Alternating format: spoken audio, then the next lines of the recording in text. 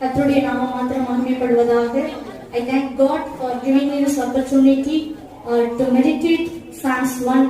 இந்த தருணத்தை தந்து ஆண்டவருக்கு நான் நன்றி செலுத்துகிறேன். ஐயா அம்மா எல்லாருக்காகவும் நான் நன்றி செலுத்துகிறேன். தேவன் தாமே இந்த சங்கீத பகுதியை நமக்கு ஆசீர்வதித்துக் கொடுப்பாராக. நிச்சயமாகவே இது எனக்கும் உங்களுக்கும் பிரயோஜனமாக இருக்கும். பரிசுத்த ஆவியானவர் நம்மோடு கூட இடைப்படுவாராக. அதற்கு முன்பதாக நம்ம ஜெபிப்போம். எங்களை அதிகமா நேசிக்கிறீங்க நல்ல தகவனே, உங்களுடைய மகள் பலிபீடத்துல நிக்கிறப்பா, நீங்க வந்து பேசுங்க ஆண்டவரே. Hide me under the shadow of the cross and you reveal through the word of God. ஆண்டவரே, என்னை உம்முடைய சிலுவையின் நிழலிலே மறைத்து நீர் உம்முடைய வார்த்தையின் வழியிலே வெளிப்படும் சுவாமி. நீங்க வெளிப்படுங்க ராஜா, நீங்க பேசுங்க ஆண்டவரே. நாங்க கேட்கிறோம் ஆண்டவரே. We are ready to hear Lord. நீங்க பேசுங்க, ஆசீர்வதிங்க. இயேசுவின் நாமத்தில் ஜெபிக்கிறோம் எங்கள் நல்ல தகப்பனே, ஆமென். சங்கீதம் 1. இந்த சங்கீதத்தை தெரியாத யாருமே இருக்க மாட்டாங்க. From the childhood days, சிறு வயது முதற்கொண்டே இந்த சங்கீதத்தை மெமரி பண்ணிருப்போம். இத வந்து காணப்படமா சொல்லுவோம். இந்த சங்கீதம் வந்து ஒரு ஆசீர்வாதமான ஒரு சங்கீதமாக காணப்படுகிறது. இந்த சங்கீதம் வந்து ஒரு ஸ்பிரிச்சுவல் லைஃபுக்கு, ஒரு ஆவிக்குரிய வாழ்க்கைக்கு தேவையான எல்லா காரியங்களுமே வந்து இந்த ஒரு 6 வசனங்கள்ல அடங்கி இருக்கிறதை நம்மால் பார்க்க முடிகிறது. இந்த சங்கீதம் அப்படின்னு என்னன்னா ஹிம்ஸ், இட்ஸ் அ சாங், பாடல் அப்படின்னு சொல்லுவாங்க. இந்த சங்கீதங்களை வந்து நிறைய பேர் எழுதியிருக்கிறாங்க. 150 சாப்டர்ஸ் இருக்கு சாம்ஸ்ல, புக் ஆஃப் சாம்ஸ்ல. சாலமோன் எழுதியிருக்கிறாரு, தாவீது ராஜா நிறைய சங்கீதங்கள் எழுதியிருக்கிறாரு, கோராவின் புத்திரர்கள், சன்ஸ் ஆஃப் கோரா, அவங்க நிறைய சங்கீதங்கள் எழுதியிருக்கிறாங்க. ஆசாவின் சங்கீதம் அப்படின்னு சொல்லிட்டு நம்ம நிறைய இடங்களை பார்ப்போம், ஆசா எழுதியிருக்கிறாரு. அப்புறம் ஆரோவண சங்கீதம் அப்படின்னு சொல்லிட்டு சில இடங்கள்ல இருக்கும். மோசே எழுதியிருக்கிறாரு, மோசஸ் வந்து நிறைய சங்கீதங்களை நம்ம எழுதியிருக்கிறத நம்மளால பார்க்க முடிகிறது. ஒரு சில சங்கீதங்கள் யார் எழுதினாங்க அப்படின்னு தெரியவில்லை. ஆரோவண சங்கீதம் அப்படின்னு பார்த்தோம்னா, இஸ்ரவேல் ஜனங்கள் வந்து அவங்களுடைய இல்லங்களிலிருந்து அவங்க எப்போல்லாம் தேவாலயங்களுக்கு அந்த பில்கிரிம்க்கு போறாங்களோ அப்போ பாடிக்கிட்டே போவாங்க. என்ன பாடுவாங்க அப்படின்னா, அவங்களுடைய முற்பிதாக்களாகிய அப்ரஹாம், ஈசாக்கு, யாக்கோபு, இஸ்ரவேல் ஜனங்கள் வந்து எப்படி எகிப்திலிருந்து கானானுக்கு தேவன் வழிநடத்தி வரும்பொழுது என்னென்ன காரியங்கள்லாம் செய்தாரு, எப்படியெல்லாம் அற்புதங்களை செய்தாரு அப்படின்னு சொல்லிட்டு ஆண்டவரை வர்ணித்து பாடிக்கொண்டே போவாங்க. அந்த சங்கீதங்கள் 120 அந்த போன்ற அங்கெல்லாம் ஆரோவண சங்கீதங்கள் எல்லாமே மேக்சிமம் அதுவாதான் காணப்படும்.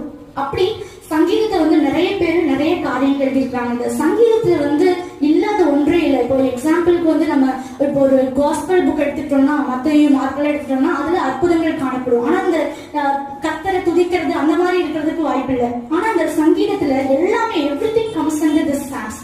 இந்த சங்கீதத்துல எல்லாமே அடங்கி இருக்கும். பாத்தீங்கன்னா பிரைஸ் காணப்படும். டேவிட மாதிரி ஒரு துதிச்ச ஒரு நபரை வந்து நம்மளால பார்க்கவே முடியாது. He's a worship leader. அவர் வந்து அப்படியாக ஆண்டவரை புகழ்ந்து பாடியிருக்கிறாரு. நம்மள வந்து ஏதாவது சில டைம் நான் ஜெபம் பண்ணும் பொழுது, ஆண்டவரே டேவிட் அங்கிள் மாதிரி நானும் ஏதாவது ஒரு வார்த்தைகளை சொல்லி ப்ரேயர் உங்களோட சாங் பாடுறேன் அப்படின்னு சொல்லும் பொழுது சுத்தி சுத்தி அதுக்குள்ளேயேதான் வருவோம். என் நம்பிக்கை, என் கோட்டை எல்லாமே அவரே பாடியிருப்பாரு. அந்த அளவுக்கு David was a worship leader. அவர்தான் he was a role model in worshiping the Lord. ஆண்டவரை ஆராதிப்பதற்கு அவர் ஒரு ரோல் மாடலா இருந்தாரு. அப்புறம் பாத்தீங்கன்னா வந்து நிறைய கட்டளைகள் காணப்படும். ஃபர்ஸ்ட் இந்த சங்கீதத்துல கூட நம்ம வாசிக்கிறோம், இது ஒரு விஸ்டம் சாம் அப்படின்னு சொல்லுவாங்க. அதாவது துன்மார்க்குடைய ஆலோசனையில் நடவாமலும், இவ்வாறு நம்ம வந்து எப்படி நியமங்கள், கட்டளைகள் சில இடங்கள்ல காணப்படும். சில இடங்கள்ல தீர்க்க தரிசனங்கள் கூட, மேசியா இயேசுவை பற்றின தீர்க்க தரிசனமும் தாவீது அவர்கள் பாடி இருப்பாங்க. He was not only a shepherd, not only a king, but also a prophet. இவர் வந்து மேய்ப்பர் மட்டுமல்ல, ஒரு ராஜா மட்டுமல்ல, அவர் ஒரு தீர்க்கதரிசியும் கூட. அவர் வந்து தீர்க்க தரிசனங்கள் நிறைய சொல்லியிருக்காரு. ஏசப்பா 7 வார்த்தைகள்ல சொன்ன 1 வசனம், என் தேவனே ஏன் என்னை கைவிட்டீர் அப்படிங்கிற அதை கூட வந்து அவர் வந்து டேவிட் வந்து அங்கேயே பாடி இருக்கிறத நம்மளால பார்க்க முடியும். இந்த மாதிரி சங்கீதத்துல இல்லாதே இருக்காது. எல்லா விஷயங்களும் ஒருத்தவங்க துன்பத்துல இருந்தாங்கன்னா அவங்களுக்கு வந்து எப்படியெல்லாம் வந்து சமாதானத்தை கொடுக்க முடியுமோ அப்படிப்பட்ட வசனங்கள் காணப்படும். ஏன்னா ஏசப்பா நீங்க எல்லாமே, நீங்க வாங்க. துன்ப நேரங்கள் அவருடைய புலம்பல்கள் நிறைய காணப்படும்.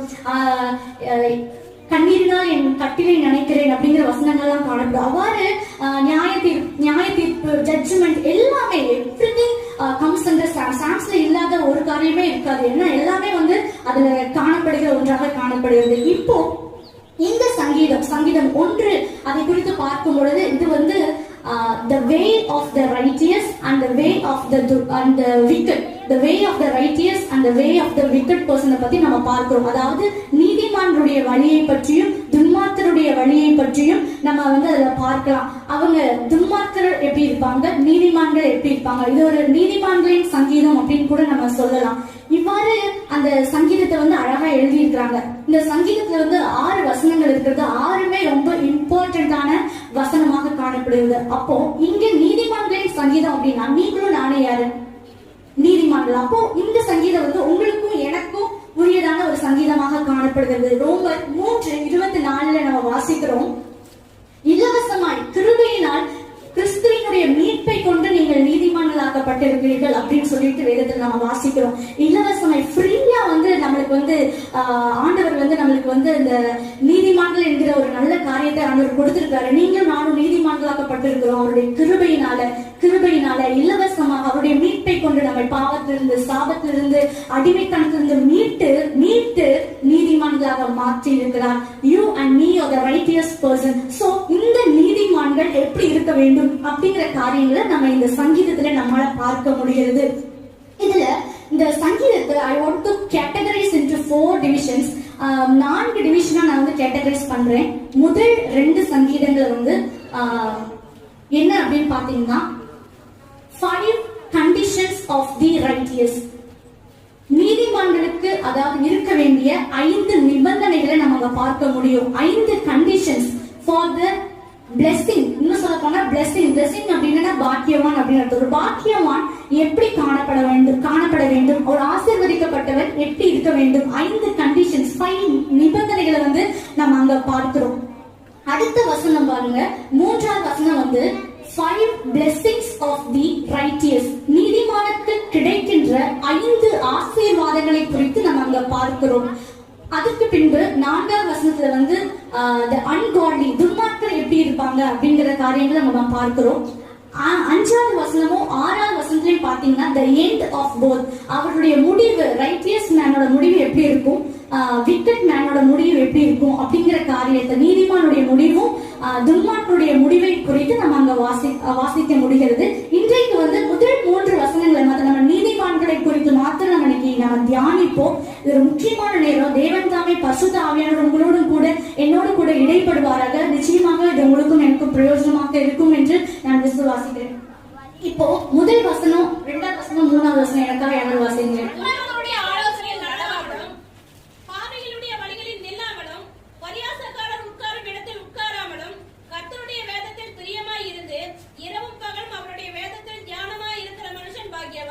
அவன் நீர்க்கால்களின் ஓரமாய் நடப்பட்டு தன் காலத்தில் தன் கனியை தந்து இலையுதிராது இருக்கிற மரத்தை போல் இருப்பான். அவன் செய்வதெல்லாம் வாய்க்கும். ஆமென். அழகான வசனங்களாக காணப்படுகிறது. இப்போ அந்த இங்கிலீஷ் பைபிள்ல ஆரம்பிக்கும் பொழுது பாத்தீங்கன்னா blessed is the one is a man who walketh not in the counsel of the wicked, nor standeth in the way of the sinners, nor sitteth in the seat of the mockers, but his delight is in the law of the Lord, and in his law he meditates day and night அப்படின்னு சொல்லிட்டு நம்ம வாசிக்கிறோம். அதாவது ஒரு பாக்கியம், blessed is the அப்படின்னு சொல்லி ஆரம்பிப்பாங்க. தமிழ்ல நம்ம டிரான்ஸ்லேட் பண்ணும்பொழுது அங்க துன்மார்க்கருடைய ஆலோசனை பாக்கியவான்ங்கிறது வருது. அப்போ பாக்கியவான்குரிய சங்கீதமாக காணப்படுகிறது. ஒரு பாக்கியவான் எப்படி இருப்பான் அப்படிங்கிற காரியத்தை நம்ம பார்க்க முடிகிறது. நீ பாக்கியவான் அப்படின்னா யாருன்னு கேட்டீங்கன்னா ஆசீர்வதிக்கப்பட்டவன். ஹீப்ரூ லாங்குவேஜ்ல அதோட மீனிங் ஆஷேர் அப்படின்னு சொல்லுவாங்க. ஆஷேர் அப்படின்னா ஒரு ப்ளூரல் ஃபார்ம், ஒரு பன்மையின் வார்த்தை. அதுக்கு என்ன அர்த்தம் அப்படின்னு பாத்தீங்கன்னா பிளெஸிங்ஸ், ஆசீர்வாதத்தை குறிக்கிறது, ஹாப்பினஸ், சந்தோஷத்தை குறிக்கிறது, ஜாய், அதுவும் மகிழ்ச்சியை குறிக்கிறது. எப்படி சொல்லிட்டே போலாம். அந்த மாதிரி ஒரு மீனிங் உடையதான வார்த்தை தான் அந்த பாக்கியவான் அப்படின்னு பார்க்கிறோம். பாக்கியவான் அப்படிங்கிற வார்த்தை நம்முடைய பைபிள்ல நிறைய இடங்கள்ல பார்க்க முடியும். ஆண்டவர் மலை பிரசங்கத்தை ஆரம்பிக்கும் பொழுதும் எளிமையுள்ளவர்கள் ஆவியில் எளிமையுள்ளவர்கள் பாக்கியவான்கள் அப்படின்னு சொல்லிட்டு ஆரம்பிப்பாரு. அந்த மாதிரி கர்த்தருக்கு பயப்படுகிறவன் பாக்கியவான் அப்படின்னு சொல்லிட்டு இருக்கும். கர்த்தரை நம்புகிறவன் பாக்கியவான் அப்படின்னு சொல்லிட்டு இருக்கும். அவர் வழியில நடக்கிறவன் பாக்கியவான் அப்படின்னு சொல்லிட்டு இருக்கும். கர்த்தருடைய வேதத்தின்படி நடக்கிற உத்தம மார்க்கத்தர் பாக்கியவான்கள் அப்படின்னு சொல்லிட்டு சங்கீதம் 119 வாசிக்கிறோம். அப்படி அந்த ஆசீர்வதிக்கப்பட்டவர்களுக்கு நிறைய காரியங்களை வேதாகமத்துல கொடுக்கப்பட்டிருக்கிறது. அதுல நம்ம தியானிக்கிற விஷயம் என்னன்னு கேட்டீங்கன்னா, துன்மார்க்கருடைய ஆலோசனை நடவாமலும், பாவிகளுடைய வழியும் இல்லாமலும், பரியாசக்காரர் உட்காரும் இடத்தில் உட்காராமலும், கர்த்தருடைய வேதத்தில் பிரியமாயிருந்து இரவும் பகலும் அவருடைய வேதத்தில் தியானமாயிருக்கிற மனுஷன் பாக்கியவான் அப்படின்னு சொல்லிட்டு நம்ம பார்த்தோம். இந்த முதல் வசனத்துல செய்யக்கூடாதவைகள் காணப்படுகிறது. இந்த இரண்டாம் வசனத்துல செய்ய வேண்டியவைகள் காணப்படுகிறது. நம்ம எங்க போனாலும் வந்தாலும் நம்ம வந்து எந்த இடத்துல போனாலும் பாருங்க டூஸ் அண்ட் டோன்ட்ஸ் அப்படின்னு சொல்லிட்டு இருக்கும், கண்டிப்பா இருக்கும். இதை நீங்க செய்யணும், இதை நீங்க செய்ய வேணாம் அப்படின்னு சொல்லிட்டு இருக்கும். ஒரு பெட்ரோல் பம்ப் போனோம்னா டோன்ட் யூஸ் மொபைல் போன்ஸ் அப்படின்னு எழுதி போட்டிருப்பாங்க. மொபைல் போன்ஸ் யூஸ் பண்ணாதீங்க. சர்ச்சுக்கு வந்தோம்னா அப்படி எழுதி போட்டிருப்பாங்க. அந்த மாதிரி வந்து ஒவ்வொரு இடங்களையும் இப்போ ஒரு ஐசியூக்கு முன்னாடி நம்ம நிக்கிறோம் அப்படின்னா வந்து அங்க வந்து நம்ம போற ஃபுட் வியர்ஸ் வந்து வெளியே கழட்டி விட்டுருங்க அப்படின்னு சொல்லுவாங்க. அப்புறம் உள்ள போயிட்டு அவங்க கொடுக்குற சானிடைஸ் பண்ணி இருக்கிற செருப்புகளை வந்து போட சொல்லுவாங்க. அந்த மாதிரி எல்லா இடங்களையும் ஒண்ணு பண்ண வேணாம் ஒண்ணு பண்ணுங்கன்னு சொல்லிட்டு ஈவன் நம்ம யூஸ் பண்ற ஒவ்வொரு ஆப்ஜெக்ட்ஸ்ல கூட அதை எழுதியிருக்கும், எதை பண்ணணும் எது பண்ணக்கூடாது. அந்த மாதிரி இந்த சங்கீதத்தை ஆரம்பிக்கும் பொழுதே யார் எழுதினாங்கன்னு தெரியல, because it is a wisdom song இருக்கு. அதனால வந்து மேபி சாலமோன் கூட எழுதியிருக்கலாம். இது வந்து ஒரு அவர் எழுதுற மாதிரி உள்ள வசனங்கள் காணப்படுகிறதுனால maybe it might be a Solomon who wrote Psalms 1. அப்போ இதை எழுதியிருக்கிற சங்கீதக்காரர் முதல் வசனத்துல செய்ய வேண்டாம் அப்படிங்கிற காரியங்களை சொல்றாரு, இரண்டாம் வசனத்துல செய்யுங்க அப்படின்னு ஒரு சில காரியங்களை சொல்றாரு. அப்போ என்ன செய்ய வேண்டாம், நடக்க வேணாம்னு சொல்றாரு, உட்கார வேணாம்னு சொல்றாரு, நிக்க வேணாம்னு சொல்றாரு. அப்படிதானே இருக்கு. துன்மார்க்குடைய ஆலோசனையில் நடவாமலும் பாவினுடைய வழியில் நில்லாமலும் பரியாசக்காரர் உட்காரும் இடத்தில் உட்காராமலும் அப்படின்னு சொல்லிட்டு நம்ம வந்து பொதுவா ஒரு குழந்தை பிறந்துச்சுன்னா 6 மாசத்துல வந்து அந்த குழந்தை வந்து உட்காரணும். ஒரு 8-9 மாசத்துல அந்த குழந்தை வந்து அப்படியே செலுத்த பிடிச்சிட்டு நிக்கணும். அடுத்தது வந்து நடக்கணும். 1 வருஷம் இல்லைன்னா வந்து 1.5 வருஷத்துல வந்து அந்த பெண் குழந்தைங்களா சீக்கிரம் நடந்துருவாங்க. அவங்க வந்து 1 வருஷத்துல நடக்கணும். அப்போ நடந்த உடனே என்ன சொல்லுவாங்கன்னா அவங்க பெற்றோர்கள்ட்ட வந்து மற்ற ஜனங்களோ இல்ல எல்லாருமே என்ன சொல்லுவாங்கன்னா பாப்பா வந்து பத்திரமா பாத்துக்கோங்க, நீங்க வெளியே விட்டுறாதீங்க, ரோட் சைட்ல விட்டுறாதீங்க, நடந்தாலும் நடக்க வேணாம் தான் சொல்லுவாங்க. அதாவது டிஸ்ட்ரிக்ட்ல நடந்துட்டு போறாங்க அப்படின்லாம் ஒரு கண்டிஷன்ஸ் சொல்லுவாங்க. அந்த மாதிரி ஆண்டவர் ஒரு 3 நபர்கள்ட்ட வந்து நீங்க வந்து கொஞ்சம் கேர்ஃபுல்லா இருங்க அப்படின்னு சொல்றாரு. யாருன்னா துன்மார்க்கர், விக்கட் அன்காட்லி பர்சன், பாவிகள், சின்னர்ஸ், மாக்கர்ஸ், பரியாசக்காரர்கள். இந்த 3 பேர்த்தையும் நீங்க கேர்ஃபுல்லா இருங்க அப்படின்னு சொல்றாரு. ஃபர்ஸ்ட் பார்த்தோம்னா துன்மார்க்கருடைய ஆலோசனையில் நடவாமலும். பைபிளின் படி ஆலோசனை கேட்பது நல்லது. We have to ask advice, we have to hear advice, we have to ask the counsel. நம்ம வந்து நிறைய பேருக்கு ஆலோசனைகள் கேட்கணும். பெற்றோர்கள்ட்ட கேட்பாங்க, ஊழியர்கள்ட்ட கேட்பாங்க, பரிசுத்தவான்கள்ட்ட கேட்பாங்க. இந்த மாதிரி வந்து எல்லாருமே ஒரு ஃப்ரெண்ட்ஸ் கூட கவுன்சிலிங் கொடுப்பாங்க. இந்த மாதிரி நம்ம வந்து கவுன்சிலர்ஸ் இருக்காங்க. அந்த மாதிரி ஆலோசனை கேட்பது நல்லது. But we have to be careful in choosing the person where we are getting the counseling. But நம்ம எதுல நம்ம கேர்ஃபுல்லா இருக்கணும்னா அந்த ஆலோசனை கேட்கிறோம்ல அவங்கள்ட்ட நம்ம கேர்ஃபுல்லா இருக்கணும். அது அவங்க ஒரு கன்ஃபியூஷன்ஸை கொண்டு வர்றாங்க அல்லது வந்து ஒரு தேவ பக்தி அல்லாதவர்கள் எல்லாருமே துன்மார்க்கர்கள், அவங்க வந்து ஒரு ஆலோசனையை சொல்றாங்க அப்படின்னா அதுல வந்து நீங்க நடக்க வேணாம் அப்படின்னு சொல்ற. நடந்துட்டு இருக்கிறப்போ ஆண்டவர் சொல்றாரு அங்க வந்து பாவிகளுடைய வழியில் நிற்க வேண்டாம் அப்படின்னு சொல்றாரு. அப்போ நீங்களும் நானும் நீதிமான்கள் தான். நம்ம வந்து ஒவ்வொரு நாளும் வந்து கர்த்தருடைய வேதத்தின் வழி நடக்கிறோம், வாசிக்கிறோம், ஜெபிக்கிறோம், எல்லாமே கரெக்ட் தான். பரியாசக்காரர் உட்கார்ந்து உட்கார வேண்டாம்னு சொல்றாரு. ஆனா பட் நம்ம வந்து அந்த இடத்துல நம்ம போய் இருக்கும் பொழுது it can easily influences, அது வந்து ஈஸியா நம்மள வந்து அஃபெக்ட் பண்ணக்கூடிய வாய்ப்புகள் இருக்குது. Because we are human beings, right? நம்ம வந்து ஒரு மனிதர்களாக இருக்கிறதுனால ஈஸியா வந்து அதை வந்து அவங்க சொல்ற காரியங்களோ ஒருவேளை பரியாசம் பண்றவங்க வந்து என்ன பண்ணுவாங்க, தேவனையோ இல்ல ஜனங்களையோ யாரையாவது பரியாசம் பண்ணும்போது நமக்கும் ஆட்டோமேட்டிக்கா அது வர்றதுக்கு வாய்ப்புகள் உண்டு. அதனாலதான் வந்து இங்க வந்து சங்கீதக்காரன் சொல்றாரு நீங்க வந்து இவங்க 3 பேர்த்தையும் நீங்க வந்து நிக்க வேணாம், நடக்க வேணாம், உட்கார வேணாம் அப்படின்னு சொல்றாரு. நான் இன்னைக்கு வந்து the second verse and third verseல வந்து I want to focus more on the second and third verse. இரண்டாம் வசனம் பாருங்க. இங்க வந்து செய்ய வேண்டிய காரியங்கள், கர்த்தருடைய வேதத்தில் பிரியமாயிருந்து இரவும் பகலும் அவருடைய வேதத்தில் தியானமா இருக்கிற மனுஷன் பாக்கியவான். இது ரொம்ப பியூட்டிஃபுல்லான வசனம். blessed is a man அப்படின்னு பாக்குறோம், மனுஷன் பாக்கியவான் அப்படின்னு சொல்லி பார்க்கிறோம். மனுஷன் அப்படிதான் போட்டிருக்கு. இங்க வந்து நீங்க கர்த்தருடைய வேதத்தில் பிரியமாயிருந்து இரவும் பகலும் வேதத்தை தியானிக்கிற ஞானவான் பாக்கியவான் அப்படி இல்லை, அல்லது ஒரு பெரிய பைபிள் ஸ்காலர்ஸ் வந்து பாக்கியவான்கள் அப்படி இல்லை, அல்லது வேதாகம ஆராய்ச்சியாளர்கள் பாக்கியவான்கள் அப்படி இல்லை, அல்லது நம்மை போன்ற யாரு வேணா படிக்கல, யாரு எல்லாருமே மனுஷர்கள் தான். மனுஷன் மனுஷின்னு சொல்லுவாங்க. பட் ஃபர்ஸ்ட்ல வந்து ஏர்லியர் டேஸ்ல வந்து எல்லாருக்குமே மேன் அப்படிங்கிற ஒரு ஆண்டவரை வந்து சிருஷ்டித்த எல்லா ஜீவன்களுமே மேன் தான் சொல்லுவாங்க. அதுக்கப்புறம் தான் வந்து மேன் உமன் அப்படிலாம் நிறைய டிரான்ஸ்ஜெண்டர்ஸ் எல்லாருமே பிரிச்சு அப்படி பண்ணாங்க. அப்போ ஒரு மனுஷனா இருந்தா யாரா இருந்தாலும் அவர்கள் பாக்கியவான்கள். இந்த கண்டிஷன்ஸ் கீழ்ப்படுகிற யாரா இருந்தாலும் அவங்க பாக்கியவான்கள், ஆசீர்வதிக்கப்பட்டவர்கள் அப்படின்னு சொல்லிட்டு வேதத்துல நம்ம வாசிக்கிறோம். அப்போ ஒரு வசனம் இருக்கிறது, ஐஸ்வர்யமும் கனமும் உம்மாலே வருகிறது, தேவரையும் சகலத்தையும் ஆளுகிறவர், உம்முடைய கரத்திலே சத்துவமும் வல்லமையும் உண்டு, எவரையும் மேன்மைப்படுத்தவும் பலப்படுத்தவும் உங்களுடைய கரத்தினால் ஆகும் அப்படின்னு சொல்லிட்டு வேதத்துல வாசிக்கிறோம். அப்போ the Lord can bless anyone, யார் வேணா அவர் கீழ்ப்படிந்து அவருடைய செவிகள் கீழ்ப்படுகிற யாரா இருந்தாலும் ஆண்டவர் அவர்களை ஆசீர்வதிப்பாரு. அதாவது பைபிள்ல எல்லா இடங்களிலுமே ஒரு ஆசீர்வாதம் இருக்கு அப்படின்னா the conditions and the promises come together. ஒரு அதாவது ஒரு நிபந்தனையும் ஒரு ஆசீர்வாதம் ரெண்டும் சேர்ந்துதான் வரும். எல்லா இடங்களையும் பாத்தீங்கன்னாலும் ஒரு வாக்குத்தத்தமா இருக்கட்டும், ஒரு நன்மையான வசனமா இருக்கட்டும், அதை நம்ம சுதந்திரிக்கிறதுக்கு வந்து ஒரு நிபந்தனை கண்டிப்பா அந்த மேலேயோ கீழேயோ அதே வசனத்திலேயோ எழுதியிருப்பாங்க. அந்த மாதிரிதான் இங்கேயும் வந்து அப்படிப்பட்ட வேதத்தில் தியானமா இருக்கிற எந்த மனுஷனையும் பாக்கியவான் அப்படின்னு சொல்லி பார்க்கிறோம். ஆண்டவர் வந்து படிக்காத பேதுருவையும் பயன்படுத்துவாரு, படிச்ச பவுலையும் பயன்படுத்துவாரு. ஆண்டவர் வந்து லூக்கா வந்து ஒரு கிரேக்கன், அவரையும் வந்து அவர் சீச்சரா தான் மாற்றினாரு. அதே சமயத்துல வந்து மத்தேயும் பேதுரு இவங்கெல்லாம் வந்து ஜூ, அவங்க ஒரு வந்து யூதர்கள், அவர்களையும் ஆண்டவர் பயன்படுத்தினாரு. சோ அவர் சூஸ் பண்ற பாத்திரம் நீங்க யார வேணா இருக்கலாம், அவருடைய கரங்களை நீங்க வரும் பொழுது அவர் உங்களை பயன்படுத்துகிற ஒரு நல்ல தெய்வமாக காணப்படுகிறார். உங்களுக்கும் எனக்கும் அந்த ஆசீர்வாதத்தை, நன்மைய, மனுஷன் பாக்கியவான் அப்படிங்கிற வசனத்தை வந்து நீங்க you and me can inherit those verses. அதை வந்து நம்ம வந்து சுதந்திரிக்க முடியும். ஏன்னா எல்லா மனுஷரும் யாரா இருந்தாலும் ஆண்டவருக்கு முன்பதாக எல்லாம் பச்சை, போன வாரம் நம்ம தியானிச்சோம், ஐயா தியானிச்சாங்க, தேவன் பச்சைபாதம் உள்ளவர் அல்லவே அப்படின்னு சொல்லிட்டு நம்ம வந்து பேதுரு சொல்ற காரியங்கள் வந்து அழகாக தியானிச்சதை நம்ம பார்க்கிறோம். அப்போ ஆண்டவர் வந்து பச்சைபாதம் உள்ளவர் அல்ல, எல்லாருக்கும் he never gives priority anyone else. யாருமே முன்னுரிமை எல்லாம் கொடுக்கவே மாட்டாரு. எல்லாருமே everyone are equal in his eyes. அவருடைய கண்களுக்கு முன்பதாக எல்லாருமே சமம் அப்படின்னு சொல்லிட்டு நம்ம பார்க்கிறோம். அப்போ இந்த வசனம், இரண்டாவது வசனம் எனக்குரியது உங்களுக்குரியது. நம்ம வந்து கர்த்தருடைய இடத்தில் பிரியமாயிருந்து இரவும் பகலும், அப்போ இரவும் பகலும் அப்படிங்கிற வசனம், அந்த வார்த்தை இருக்கு அப்படின்னு என்ன அர்த்தம்னா எல்லா நேரங்களும் எப்ப வேணா நீங்க தியானிக்கலாம். இதுக்கு வந்து நம்ம மார்னிங் தான் தியானிக்கணும், மத்தியானம் தான் தியானிக்கணும், நைட் தான் தியானிக்கணும் அல்ல. நீங்க எப்போலாம் ஃப்ரீ டைம் இருக்கிறதோ எல்லா நேரங்களுமே இரவும் பகலும் தியானிக்கிற மனுஷன். So you can meditate the words at any time. எல்லா நேரங்களிலும் எப்ப வேணா நீங்க எப்பெல்லாம் ஆண்டவர்கிட்ட பேசணும், ஆண்டவரை தியானிக்கணும்னு நினைக்கிறீங்களோ அப்ப எல்லாம் தியானிக்கலாம்.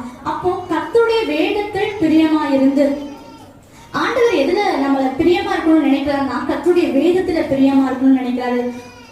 உங்களுடைய வசனம் என் கால்களுக்கு தீபமும் என் பாதைக்கு வெளிச்சமுமா இருக்கிறது. நம்ம வசனம் வந்து நம்ம அது ஒரு லைட் மாதிரி, அது வந்து கர்த்தருடைய வேதம் குறைவற்றதும் ஆத்துமாக்களை உயிர்ப்பிக்கிறதுமா இருக்குது அப்படின்னு சொல்லிட்டு வேதத்துல வாசிக்கிறோம். சங்கீதம் 19 நம்ம அதை பார்க்க முடியும். அப்படி பார்க்கும் பொழுது வேதம் அவ்வளவு ஸ்பெஷல். ரியலி பைபிள் வந்து ரொம்ப ஸ்பெஷலானது, ரொம்ப ஆசீர்வதிக்கக்கூடிய ஒரு நல்ல புஸ்தகமாக காணப்படுது. அதுல ஒரு ஊழியக்காரையர் சொன்னாங்க, நம்ம வந்து தியானிப்பதுக்கு முன்னதாக பிரிய ஃபர்ஸ்ட் வரணும் அப்படின்னு சொல்லிட்டு ஒரு இடத்துல சொன்னாங்க. அப்போ நமக்கு ஃபர்ஸ்ட் ஆண்டவரை நேசிக்கணும், ஆண்டவரை நேசிச்சாதான் பைபிளை நேசிக்க முடியும், பைபிளை நேசிச்சாதான் பைபிளை படிக்க முடியும், பைபிளை படிச்சாதான் அதை தியானிக்க முடியும். இப்போ அந்த 4th ஸ்டேஜ் தான் தியானம் அப்படிங்கிற ஸ்டேஜ்ல வந்து நம்ம வந்து தியானிச்சுட்டு இருக்கிறோம். இப்போ தியானமா இருக்கிற மனுஷன் பாக்கியவான். மெடிடேஷன் அப்படின்னா உலக பிரகாரமான வேர்ல்ட் மெடிடேஷன் பாத்தீங்கன்னா என்னன்னு சொல்லுவாங்கன்னா அமைதியா இருக்க வேண்டும், ஏதாவது ஒன்று யோசிக்க கூடாது, நம்ம மனசை சிதறடிக்க கூடாது, எண்ணங்களை வந்து சிதறடிக்க கூடாது, நம்ம ஒரு காரியத்தை யோசிக்கணும், ஏதாவது எதுவுமே யோசிக்க கூடாது, அப்போ நம்மளுக்கு ஒரு நல்ல சமாதானம் கிடைக்கும் அப்படின்னு சொல்றாங்க. ஆனா டோன்ட் திங்க் அதுதான் அவங்களோட பாலிசியா காணப்படுது, யோசிக்க வேணாம். பட் இந்த பைபிள் என்ன சொல்லுதுன்னா தியானம் அப்படின்னா கர்த்தருடைய வேதத்தில் பிரியமாயிருந்து அதை தியானிக்கணும் அப்படின்னு சொல்லுது. அப்ப தியானம் அப்படின்னா meditation it's an action word, ஒரு செயலாக காணப்படுகிறது. அப்போ அப்படின்னா என்ன அப்படின்னா நம்ம வந்து அந்த வசனங்களை வாசிக்கிறோம், காலையில வாசிப்போம். பிகாஸ் நீங்க நிறைய பேர் பிசினஸ் மேனா இருப்பீங்க, நிறைய பேர் வந்து இவாஞ்சலிஸ்ட் இருப்பீங்க, நிறைய பேர் வந்து வேலைகள் செய்யறவங்க, நர்ஸ், கவர்மெண்ட் ஜாப்ல இருக்கிறவங்க இருப்பீங்க, ஸ்டடி படிக்கிற நிறைய பிரதர்ஸ் அண்ட் சிஸ்டர்ஸ் இருக்கீங்க. இப்போ நம்ம இரவும் பகலும் நம்ம வந்து தியானிக்க வேதத்தை வாசிச்சுட்டே இருக்க முடியுமா? நிறைய பேர் பண்ணுவாங்க. ஆனா வந்து மெடிடேஷன் அப்படிங்கிறது என்னன்னா நம்ம வந்து அதை வந்து மார்னிங் வாசிக்கிறோம்னா அதை வந்து நமக்கு டைம் கிடைக்கிறப்போ அல்லது நம்ம ஏதாவது பஸ்ல போயிட்டு இருக்கிறப்போ நேரம் கிடைக்கிறப்பெல்லாம் அதை வந்து நம்ம இன்னைக்கு என்ன வாசிச்சோம் அப்படிங்கறத திங்க் பண்ணிட்டு ஓகே கர்த்தர் என் நேப்பராயிருக்கா நான் தாழ்ச்சி அடையேன் அப்படிங்கிற ஒரு வசனத்தை நம்ம வாசிக்கிறோம்னா அதை வந்து ஆமா ஆண்டவர் என்னுடைய வாழ்க்கையில நேப்பரா இருக்கிறப்போ நான் தாழ்ச்சி அடைவதில்லை அப்படி நம்ம யோசிக்கும் பொழுது அது what is the purpose of meditation நம்ம யோசிச்சுட்டே இருந்தாங்கன்னா என்ன இருக்கும் அதை வந்து we have to apply it in a practical life. நமக்கு வருகிற பிரச்சனைகள் எல்லா காரியங்களையும் அந்த வசனத்தை நம்ம படிச்ச வசனங்களை அப்ளை பண்ணணும். That is called meditation. ஒவ்வொரு அப்ப ஏசப்பாவை பாருங்களேன், ஏசப்பா வந்து 40 நாள் உபவாசம் இருக்காரு. பசி ஆயிடுச்சு. பசி ஆனவுடனே சோதனைக்காரன் வந்து சொல்றேன், நீ தேவனுடைய குமாரனையாகில் இந்த கல்லுகளை அப்பங்களாக்க சொல்லும் அப்படின்னு சொல்றாரு. அப்பங்களாக்க மாற்றுங்க அப்படின்னு சொல்றாரு. அப்போ ஆண்டவர் சொல்றாரு, மனுஷன் அப்பத்தினாலே மாத்திரமல்ல கர்த்தருடைய வாயிலிருந்து புறப்படுகிற ஒவ்வொரு வார்த்தையினாலும் பிழைப்பான் என்று எழுதி இருக்கிறதே அப்படின்னு சொல்லிட்டு நம்ம வாசிக்க முடியுது. அப்போ ஆண்டவர் வந்து அந்த ஸ்கிரிப்சர்ஸ் எல்லாத்தையும் படிச்சிருக்காரு. படிச்சனால அவர் சொல்ல முடியாது. ஒரு டிஃபிகல்ட்டான சிச்சுவேஷன் வரும்பொழுது he is applying it in his day to day life. அவர் வந்து அந்த வசனத்தை வந்து அப்படியே அப்ளை பண்றதை நம்ம பார்க்க முடிகிறது. அந்த பிசாசுல இருந்து எதிர்த்து நிற்பதற்கு வசனங்கள் நம்ம கையில இருக்கும் பொழுதுதான் நம்ம வந்து ஜெயம் எடுக்க முடியும். உலகத்துல நிறைய காரியங்கள் இன்னும் ஒரு எக்ஸாம்பிள் நிறைய சொல்றேன். அப்போ நம்ம வந்து எப்படி அப்ளை பண்றதுன்னு பார்க்கலாம். ஒரு நாள் வந்து ஒரு காரியத்துல வந்து ஒரு வாரம் ட்ரை பண்ணி நான் இருந்தேன். அப்போ வந்து திடீர்னு அந்த காரியம் வந்து அப்செட் ஆச்சு. அப்போ வந்து எப்படி சொல்றது, ஒரு ப்ராப்ளம் ஏற்பட்டுச்சு. அதுல நான் ஏமாந்துட்டேன். அப்போ வந்து டாடி மம்மி நான் ஃபீல் பண்ண ப்ராப்ளம் இல்லை, பட் என்னால அப்பாவும் ஃபீல் பண்ணா ரொம்ப கஷ்டமா இருக்கும்ல நம்ம எல்லாருக்குமே. அப்போ அந்த மாதிரி இருக்கிற சூழ்நிலையில வந்து நான் வந்து ஆண்டவர்கிட்ட ஜெபிக்கிறதுக்காக மேல்மாடி போகும்பொழுது ஆண்டவர் ஒரு வசனத்தை ஞாபகப்படுத்தினாரு. நீங்கள் ஒன்றுக்கும் கவலைப்படாமல் எல்லாவற்றையும் குறித்த உங்கள் விண்ணப்பங்களை ஸ்தோத்திரத்தோடும் வேண்டுதலோடும் கத்தெடுத்து தெரியப்படுத்துங்கள். அப்பொழுது எல்லா புத்திக்கும் மேலான தெய்வ சமாதானம் உங்கள் இருதயங்களையும் உங்களுடைய சிந்தைகளையும் கிறிஸ்து இயேசுவுக்குள்ளாக காத்துக் கொள்ளும் அப்படிங்கிற வசனத்தை வந்து ஞாபகப்படுத்தினார். அப்போ நம்ம அதை படிச்சிருக்கும் பொழுது அதை வந்து நம்ம வந்து யோசிக்க வைக்கிறாங்க. பரிசுத்த ஆவியானவர் வந்து யோசிக்க வைக்கிறாங்க. அப்ப நான் வந்து ஒரு ஸ்தோத்திரம், ஒரு 500 ஸ்தோத்திரம் நடந்ததுக்காக ஸ்தோத்திரம், நடக்க போறதுக்காக ஸ்தோத்திரம்னு சொல்லிட்டு ஸ்தோத்திரம் சொல்லும் பொழுது அது முடிச்சோடனே ஒரு ரிலாக்ஸேஷன், ஒரு சமாதானத்தை வந்து ஏசப்பா வந்து எனக்கு ஃபுல்லா கம்ப்ளீட்டா கொடுத்தாரு. அந்த மாதிரி நம்ம வந்து நம்மளோட வசனங்கள் படிக்கிறோம், படிச்சதை வந்து நம்ம மெடிடேட் பண்றதை நம்ம அப்ளை பண்றோம். That is called complete meditation. இப்போ கூட இந்த யாரு தாவீதோ இல்ல சாலமோனோ யார் எழுதியிருக்காங்களோ இவங்க வந்து ஸ்கிரிப்சர்ஸ் நல்லா தெரிஞ்சு வச்சிருக்காங்க. ஃபார் எக்ஸாம்பிள் யோசுவா 1ஆம் அதிகாரம் 8வது வசனத்தை எனக்காக வாசிங்க.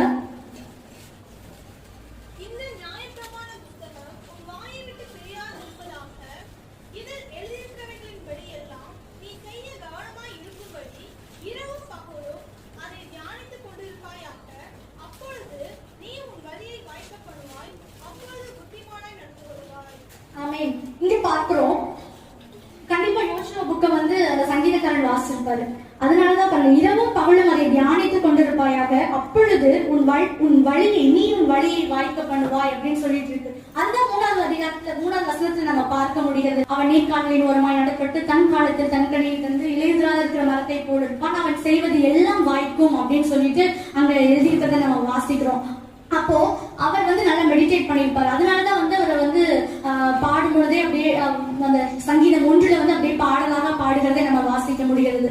அப்போ நம்ம வந்து அப்படியாக மெடிடேட் பண்ணணும். நம்ம வந்து ஒரு துக்கமான சூழ்நிலைகள் இருந்துச்சுன்னா உங்கள் துக்கம் சந்தோஷமாய் மாறும் அப்படின்னு நம்ம படிச்சிருக்கிறோம்ல, அதை நம்ம ஞாபகத்துக்குள்ள கொண்டு வரணும். அப்படி நம்ம அப்ளை பண்ணணும். ஏசப்பா வந்து அந்த சோதனைக்காரன் மட்டும் அவர்கிட்ட வந்து கொஸ்டின் கேட்கல. அங்க இருக்கிற ஹாரிசிஸ் பரிசேயர்கள், அப்புறம் வேத பாரகர்கள், அப்புறம் வந்து பிரதான ஆசாரியர்கள், அப்புறம் வந்து நிறைய பேர் யூத ஜனங்கள் எல்லாருமே everyone R asking him question. எல்லாருமே அவர்கிட்ட வந்து क्वेश्चन எழுப்புறாங்க. அதுல எல்லாத்தையும் அவர் வந்து ஈஸியா அந்த சொல்யூஷன் கண்டுபிடிக்கிறது, அதை வந்து ஆன்சர் பண்றப்போ அவங்களே கம்முன்னு போயிடுவாங்க. நம்ம நிறைய இடங்கள்ல பார்த்திருக்கிறோம். அவர் வந்து நியாயப்பிரமாணத்தையும் சொல்லுவாரு. ஒரு வாலிபன் வந்து கேட்கிறாரு, நித்திய ஜீவனை சுதந்திரிக்க என்ன பண்ணணும் அப்படின்னு சொல்லி கேட்கிறாரு. அப்போ அவர் வந்து உன் தகப்பனையும் தாயும் கணப்படுவாயாக அப்படி இப்படின்னு சொல்லிட்டு அந்த ஸ்கிரிப்சர்ஸ் அப்படியே சொல்லுறதை நம்ம பார்க்கிறோம். அப்ப நம்மளுடைய மனசுல எப்பவுமே அந்த வசனங்கள் காணப்படும் பொழுது ஈஸியா வந்து நம்ம ஆன்சர் பண்றதுக்கு ஏதுவாக காணப்படும். அதனால நம்ம ஒவ்வொரு நாளும் வசனத்தை ஒரு 5 வசனத்தை படிச்சாலும், ஒரு வசனத்தை படிச்சாலும், அல்லது ஒரு சிலர் படிக்காதவங்க காணப்படுவீங்க, ஐயா சொல்ற வசனங்களுக்கு மட்டும் கேட்பீங்க. அதை கொஞ்சம் இந்த வாரங்கள்ல தியானிங்க, அதை நீங்க யோசிங்க. எஸ், நம்ம இப்படி வாழணும் அப்படிங்கிறத நீங்க ட்ரை பண்ணுங்க. ட்ரை பண்ணும்பொழுது ஹோலி ஸ்பிரிட் வந்து உங்களுக்கு ஹெல்ப் பண்ணுவாங்க. அதுதான் வந்து நம்ம யோவான் 15ஆம் அதிகாரத்துல நம்ம வாசிக்கிறோம். ஒருவன் என்னிலும் என் வார்த்தைகள் அவனிலும் நிலைத்திருந்தால் அவன் மிகுந்த கனிகளை கொடுப்பான். அவர் வந்து பிதா அவர்களை மகிமைப்படுவார், அவர்கள் கேட்டுக்கொள்வது எதுவும் அவர்களுக்கு கொடுக்கப்படும் அப்படிங்கிற வசனங்களை வந்து நம்ம அங்க வாசிக்க முடியும். அப்போ நம்ம வந்து ஆண்டவருக்குள்ள நம்ம நிலைத்திருக்கணும், அவருடைய வார்த்தைகள் வந்து நமக்குள்ள இருக்கணும். ஏசப்பா நம்ம கனெக்டடா இருக்கும் பொழுது எப்பயுமே வந்து இரவும் பகலும் வந்து நம்ம எதை யோசிக்காம வந்து நம்ம எப்பெல்லாம் ஃப்ரீயா இருக்கிறோமோ எல்லா டைம்லயும் வந்து அவரோட வசனங்களை நம்ம தியானிக்கும் பொழுது நிச்சயமாகவே வந்து நீங்களும் நானும் ஆசீர்வதிக்கப்பட்டவங்க தான், பாக்கியவான்கள் தான். அப்படியாக தேவன் நம்மை வந்து ஆசீர்வதிப்பதற்கு போதுமானவராக இருக்காரு. இல்ல அப்படின்னா ஒரு கிரிட்டிக்கலான சுச்சுவேஷன், இல்ல அப்படின்னா ஒரு சிறிய ஒரு போராட்டம் வந்துருச்சு, ஒரு பிரச்சனை வந்துருச்சு அப்படின்னு வச்சுக்கோங்களேன். அப்போ வந்து நம்ம எதுவும் பேச வேணும். நம்ம வந்து என்ன சொல்லணும்னா, பைபிள்ல வசனம் இருக்கு, கூடுமானவரை யாவரோடும் சமாதானமா இருங்கள் அப்படின்னு சொல்லியிருக்கு. அப்ப நம்ம வந்து நம்ம வாசிச்சாதான் அது வந்து ஆண்டவர் வந்து நம்ம ஞாபகத்துக்கு கொண்டு வருவாரு. கொண்டு வரும் பொழுது ஓகே, நம்ம be quiet, be still, God will fight for you. நீங்க சும்மா இருங்க, கர்த்தர் உங்களுக்காக யுத்தம் பண்ணுவார் அப்படிங்கிற வசனங்கள்லாம் நம்ம சொல்லும் பொழுது எஸ் நம்ம காமா இருக்கலாம். ஏசப்பா அப்படிதான் இருந்தாரு. அவர் எல்லா இடங்களையும் ரொம்ப காமா இருந்தாரு. அவர் கூக்கலிடவும் இல்லை, சத்தமிடவும் இல்லை, தெருக்களில வந்து கூச்சலிடவும் இல்லை அப்படின்னு சொல்லிட்டு மத்தேயு 12:19 நம்ம வாசிக்க முடிகிறது. அப்படி அவர் மாதிரி கூட நம்ம வந்து ஹேண்ட் ஓவர் பண்ணிட்டு போறதுக்கு நம்ம எல்லா வசனங்களையும் வந்து நம்ம தியானிக்கிறவர்களாக காணப்பட வேண்டும். I hope it helps you and you may easily understood everything. நீங்க எல்லாமே வந்து ஈஸியா புரிஞ்சிருக்கும் அப்படின்னு சொல்லிட்டு நம்புறேன். அடுத்ததாக 3வது வசனம் காணப்படுகிறது, அவன் நீர்க்கால்களின் ஓரமாய் நடப்பட்டு தன் காலத்தில் தன் கனியை தந்து இலையுதிராது இருக்கிற மரத்தை போல இருப்பான் அப்படின்னு சொல்லிட்டு நம்ம வாசிக்கிறோம். இப்போ நான் யோவான் 15 ஒரு வசனம் சொன்னேன், ஒருவன் என்னிலும் என் வார்த்தைகள் அவனிடம் நிலைத்திருந்தால், அந்த கீழே உள்ள வசனங்களை பாருங்க, நீங்க மிகுந்த கனிகள். அடுத்த வசனம், நீங்கள் என் கனிகளை கொடுப்பதினால் என் பிதா மகிமைப்படுவார், எனக்கு அப்போ சீஷராய் இருப்பீர்கள். தேங்க்யூ. அப்போ வந்து நம்ம வந்து அதோட நிலைத்திருக்கும் பொழுது நம்ம மிகுந்த கனிகளை கொடுப்பவர்களாக மாறுகிறோம். அதுதான் அங்க வாசிக்கிறோம். அவன் நீர்க்கால்களின் ஓரமாய் நடப்பட்டு தன் காலத்தில் தன் கனியை தந்து. இப்போ இதை நம்ம ஸ்பிரிச்சுவல் பிளெஸிங்காக எடுத்துக்கலாம், அதாவது உலக பிரகாரமான பிளெஸிங்காக எடுத்துக்கலாம். ரெண்டுமே இதுக்கு இந்த வசனத்துக்கு கம்பேர் பண்ண முடியும். எப்படின்னு பாத்தீங்கன்னா, அவன் நீர்க்கால்கள் ஓரமாய் நடப்பட்டு தன் ஃபார்மர்ஸ் பாத்தீங்கன்னா, விவசாயிகள் வந்து ஒரு தோப்பு வெட்டுறாங்கன்னா, வாழைத்தோப்பு வெட்டுறாங்கன்னு வச்சுக்கோங்க. அப்போ வந்து என்ன பண்ணுவாங்க, நீர் பாய்ச்சுவாங்க. அதுக்கு வந்து இரிகேஷன் ஃபெசிலிட்டிஸ் அப்படின்லாம் நம்ம படிப்போம். அப்போ வந்து கரெக்டா வந்து தண்ணீர் பாய்ச்சும் பொழுது அங்க ஒரு சின்ன ஒரு பாத்து இருக்கும். ஒரு மரம் இங்க இருக்குன்னா அடுத்து வந்து ஒரு சின்ன பாதை இருக்கும், அதுல தண்ணி எப்பயும் தேங்கிட்டே இருக்கும். அந்த மாதிரிதான் அவன் நீர்க்கால்கள் ஓரமாய் நடப்பட்டு, எப்படிப்பட்டவன் கர்த்தருடைய வேதத்தில் பிரியமாயிருந்து அதை வாசிக்கிறவங்க தியானிக்கிறவங்க எப்படி இருப்பாங்கன்னா, அந்த நீர்க்கால்கள் பக்கத்துல இருப்பாங்க. அவங்க மிகுந்த கனிகளை கொடுப்பாங்க. அவங்க வந்து எப்பவுமே பச்சையா இருப்பாங்க. இலை உதிராத ஒரு மரத்தை போல இருப்பாங்க. அவங்க செய்வதெல்லாம் வாய்ப்பு, என்ன செஞ்சாலும் அது ப்ராஸ்பர் தான், அது வந்து சக்சஸ்ஃபுல்லா தான் முடியும் அப்படின்னு சொல்லிட்டு அதுல நம்ம வாசிக்கிறோம். இதை வந்து நான் ஸ்பிரிச்சுவலா எடுத்தேன் அப்படின்னு பார்த்தோம்னா, நீர்க்கால்கள் அப்படின்னா ரிவர் பேங்க், ஒரு ரிவர்ஸ் ஆஃப் வாட்டர் அப்படின்னு சொல்லலாம், நீர்னு சொல்லலாம். அந்த நீர் வந்து வேதத்துல வந்து ஹோலி ஸ்பிரிட்டை வந்து குறிக்கிறதாய் காணப்படுகிறது, பரிசுத்த ஆவியானவரை குறிக்கிறதாக காணப்படுகிறது. அங்க பார்க்கும் பொழுது ஆவியானவருக்குள்ள நம்ம இருக்கும் பொழுது, when we live by the Holy Spirit, நம்ம ஆவியானவருக்குள்ளேயே நம்ம காணப்படும் பொழுது அவர் வந்து நமக்கு ஹெல்ப் பண்ணுவாரு, மிகுந்த கனிகளை கொடுக்கறதுக்கு உதவி செய்வாரு. அதை நம்ம பார்க்கிறோம். கனிகளை தந்து அப்படின்னு சொல்லி பார்க்கிறோம். Fruits of the Spirit, Galatians 5:22-23 வாசிக்கும் பொழுது, கலாத்தியர் 5:22-23 வாசிக்கும் பொழுது, ஆவியின் கனியோ அன்பு, சந்தோஷம், சமாதானம், நீடிய பொறுமை, இச்சையடக்கம், தயவு அப்படின்னு சொல்லிட்டு நம்ம போயிட்டே இருக்கோம். ஒரு 9 கனிகள் அங்க காணப்படுது. அந்த கனிகள் எல்லாமே வந்து இட் இஸ் நாட் நேச்சுரல். நேச்சுரலா அதெல்லாம் இருக்குமா அப்படின்னு சொன்னா கண்டிப்பா ஜெனட்டிக் மேபி த ரீசன். ஆனா வந்து அது கம்ப்ளீட்டா எப்பயுமே அன்பா இருக்கிறது, சந்தோஷமா இருக்கிறது, சமாதானமா இருக்கிறது, நீடிய பொறுமை, தயவு, நற்குணம், விசுவாசம், இதெல்லாமே வந்து நம்ம இயற்கையா பிறந்த ஒரு குழந்தையில இருந்தே வரப்போறது இல்ல. இது ஸ்பிரிச்சுவல் ஃப்ரூட்ஸ், இது ஆவிக்குரிய கனிகளாக காணப்படுகிறது. இது வந்து ஆவியானவர் மூலமாக நம்ம பெற்றுக்கொள்கிற ஒரு கனிகளாக காணப்படுகிறது. அவன் நீர்க்கால்கள் ஓரமாய் நடப்பட்டு நம்முடைய வேத ஆவியானவருக்குள்ள இருக்கும் பொழுது, if we set our life through the Holy Spirit or in the Holy Spirit, by the Holy Spirit, நம்ம அப்படி காணப்படும் பொழுது நிச்சயமாகவே we can bear more fruits அப்படின்னு சொல்லிட்டு அங்க யோவான் 15 கூட நம்ம வாசிக்கிறோம். ஆவியின் கனிகள் இங்க நம்ம பார்க்கிறோம். அப்போ நம்ம ஒரு கனி நிறைந்த வாழ்க்கை வாழ்வதற்கு, ஒரு ஃப்ரூட்ஃபுல் லைஃப் வாழ்வதற்கு, ஒரு கம்ப்ளீட் லைஃப் வாழ்வதற்கு, ஒரு சக்சஸ்ஃபுல் லைஃப் வாழ்வதற்கு, ஒரு ஆசீர்வதிக்கப்பட்ட ஒரு வாழ்க்கையை நம்ம வாழ வேண்டும் என்று சொன்னால் நம்ம ஆவியானவருக்குள்ள காணப்பட வேண்டும். சங்கீதம் 23 வாசிக்கிறோம், என் பாத்திரம் நிரம்பி வழிகிறது, என் ஜீவனுள்ள நாளெல்லாம் நன்மையும் கிருபையும் என்னை தொடரும், நான் கர்த்தருடைய வீட்டிலே நீடித்த நாட்களாய் நிலைத்திருப்பேன் அப்படின்னு சொல்லிட்டு நம்ம வாசிக்கிறோம். அப்போ நம்ம பாத்திரம் வந்து ஓவர்ஃப்ளோ ஆகணும், நம்ம கப் வந்து ஓவர்ஃப்ளோ ஆகும் பொழுது ஆவியானவருக்குள்ள அந்த அபிஷேகத்துக்குள்ள நம்ம ஒவ்வொரு நாளும் அனாயிண்டடா இருக்கும் பொழுது நம்ம என்ன ஆசீர்வாதம்னா நன்மையும் கிருபையும் நம்மை தொடரும், அவன் செய்வதெல்லாம் வாய்க்கும் அப்படின்னு சொல்லிட்டு நம்ம அங்க வேதத்துல வாசிக்கிறோம். ஹோலி ஸ்பிரிட் நம்ம கூட இருந்தாலும் ரொம்ப இன்ட்ரெஸ்டிங்கா லைஃப் போகும், லைஃப் வந்து ரொம்ப ஜாலியா போகும். எல்லா காரியங்களுமே ஹோலி ஸ்பிரிட் வந்து நமக்கு சொல்லி கொடுப்பாங்க. நமக்கு ஒருவேளை நம்ம தவறு செய்தாலும் நீங்க பண்ணது அங்க தப்பு அப்படின்னு சொல்லி கொடுப்பாங்க. அப்போ நம்ம அதை கரெக்ட் பண்ணும்பொழுது ஹோலி ஸ்பிரிட் ரொம்ப சந்தோஷப்படுவார். அப்படி living with holy spirit is something nice, ரொம்ப நல்ல ஃபீல் நம்மளுக்கு வந்து கிடைக்கும். பாருங்க, ஒரு காரியத்தை நான் சொல்றேன். ஒரு குரங்கு பார்த்துருப்பீங்க, குரங்கு எல்லாரும் பார்த்துருப்பீங்க. அது வந்து வாயில வந்து ஃபுட்டை வந்து எப்பயுமே வச்சிருக்கும். சில குரங்கு நீங்க பார்த்துருந்தீங்கன்னா தெரியும், அது வாயில அப்படி புடைச்சிட்டு வச்சிருக்கும். யாரும் பார்த்துருப்பீங்க? ஓ சூப்பர். அப்போ வந்து அந்த குரங்கு அந்த என்ன பண்ணும்னா ஃபுட்டு கிடைக்கிறப்பெல்லாம் வாங்கிட்டு அதை வாயில வச்சுட்டு எப்போ பசிக்குதோ அப்போ வந்து அந்த ஃபுட்டை வந்து அது சாப்பிடும் அப்படின்னு சொல்லிட்டு நம்ம நிறைய பேர் சொல்லியிருக்காங்க. நான் ஊர்ல இருக்கிறப்போ எனக்கு ஒரு சிஸ்டர் சொன்னாங்க, அப்படி எப்பெல்லாம் வந்து நம்ம ஃபுட்டை வந்து நம்ம மெடிடேட் பண்ணிட்டே இருக்கும் பொழுது நம்ம பிராக்டிக்கல் லைஃப்ல அப்ளை பண்றதுக்கு யூஸா இருக்கும். அதான் 2வது வசனத்துல வாசம், கர்த்தருடைய வேதத்தில் பிரியமாகி இரவு போன தியானம், அந்த ஃபுட்டை நம்ம வாங்கி வச்சிருக்கோம், அதை நம்ம மெடிடேட் பண்ணிட்டு இருந்தோம்னா அது நம்மளுக்கு நல்ல மைண்ட்ல இருந்துச்சுன்னா அதை வந்து எப்பெல்லாம் ஃபுட்டு தேவையோ அப்ப அதை சாப்பிடுற மாதிரி நமக்கு வருகிற கஷ்டங்கள், போராட்டங்கள், துன்பங்கள், வேதனைகள் எல்லா இடங்கள்லயும் வந்து அதை வந்து நம்ம அதுல இருந்து மீறி வர்றதுக்கு, அதுல இருந்து எழுப்பி வர்றதுக்கு வந்து அது வேர்ட் ஆஃப் காட், கர்த்தருடைய வார்த்தை வந்து அவ்வளோ ஹெல்ப்பா இருக்கும், அவ்வளோ ஆசீர்வாதமா இருக்கிறத நம்ம பார்க்க முடியும். அப்போ அந்த 3வது வசனத்தை பாருங்க, நீங்கள் மிகுந்த கனிகளை தந்து இலையுதிராத இருக்கிற மரம், எவர் கிரீன் மரமா இருப்பீங்க, எவர் கிரீன் ட்ரீயா இருப்பீங்க.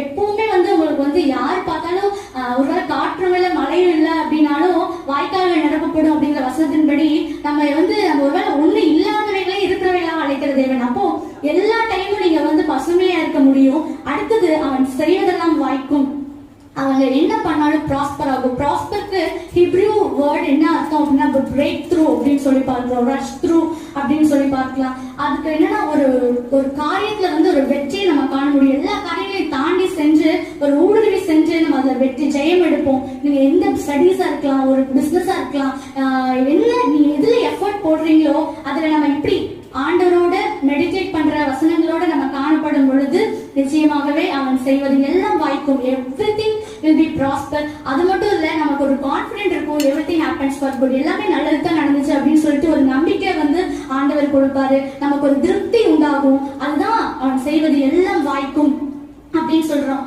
அது வந்து ஒரு மன நிறைவு வந்து ஆண்டவர் கொடுக்கிற நல்ல தெய்வமா இருக்கிறார். நீங்கள் மிகுந்த கனிகளை தந்து அப்படின்னு சொல்லி பார்க்கிறோம். அப்படின்னா நீங்க நிறைய ஃப்ரூட்ஸ் வந்து நீங்க கொடுப்பீங்க. உங்க ஃப்ரூட்ஸ் நிறைய பேருக்கு ஆசீர்வாதமா இருக்கும். you will be blessed for many people. நீங்க நிறைய ஜனங்களுக்கு உங்களுடைய கேரக்டர்ஸ் மூலமாக, உங்களுடைய நடத்தைகள் மூலமாக, உங்களுடைய ஆசீர்வாதங்கள் மூலமாக you can give to many people. நீங்க நிறைய பேருக்கு கொடுக்க முடியும். அப்படியாக தேவன் உங்களை ஆசீர்வதிப்பது யார் ஆசீர்வதிப்பார்னா அப்படி தியானமா இருக்கிற மனுஷன் பாக்கியவான், அவன் நீர்க்கால்களின் ஓரமாய் நடப்பட்டு தன் காலத்தில் தன் கனியை தந்து, அவங்க அந்தந்த சீசன்ல அந்தந்த ஃப்ரூட்ஸ் அவங்க கொடுப்பாங்க. ஒருவேளை நீங்க நினைக்கலாம் எனக்கு இந்த காலத்துல எனக்கு நடக்கவில்லை அப்படின்னு சொல்லிட்டு நீங்க ஒருவேளை ஃபீல் பண்ணிட்டு காணப்படலாம். நான் உங்களுக்கு சொல்றேன், ஆண்டவருடைய டைம் இன்னும் வரல நினைக்கிறேன். அது காலத்தில் நேர்த்தியாய் செய்கிற தேவன் அவர் வந்து உங்களுக்கு நிச்சயமாகவே அவருடைய டைம்ல பெர்ஃபெக்ட்டா இருப்பாரு, அதை கரெக்டா கொடுப்பாரு. you will be blessed and also you will be a blessing to many people. நீங்களும் ஆசீர்வாதமா இருப்பீங்க, நீங்க நிறைய பேருக்கு ஆசீர்வாதத்தை கொடுப்பீங்க. அது மட்டும் இல்ல, நீங்க என்ன செஞ்சீங்கனாலும் அது வாய்க்கும். everything will be prosper, everything will be successful. எல்லாமே வெற்றியா இருக்கும், எல்லாமே ஆசீர்வாதமா இருக்கும். சோ இந்த 2 கண்டிஷனையும் நம்ம பண்ணுவோம். அதன் மூலமாக தேவனுடைய ஆசீர்வாதங்களை நம்ம பெற்றுக்கொள்வோம். தேவன் தாமே இந்த சங்கீதத்தை ஆசீர்வதிப்பாராக. ஆமென்.